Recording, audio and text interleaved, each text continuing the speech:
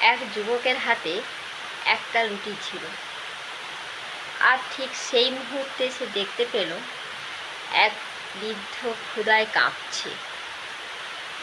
সে কয়েকদিন ধরে খেতে পায় না। সেই যুবক হাতের রুটি বৃদ্ধকে দিয়ে দিল। তার পরদিন বৃদ্ধ একটা দোকানে কাজ দিল যুবককে।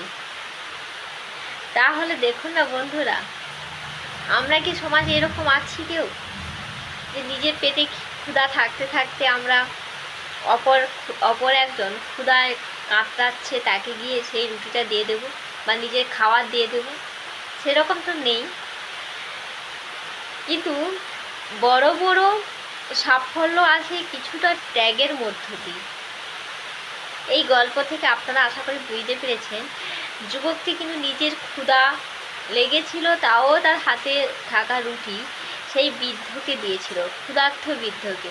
তার পরের দিন তার সাফল্য এসেছিল। ত্যাগ করেছিল বলেই কিন্তু তার সাফল্য এসেছে।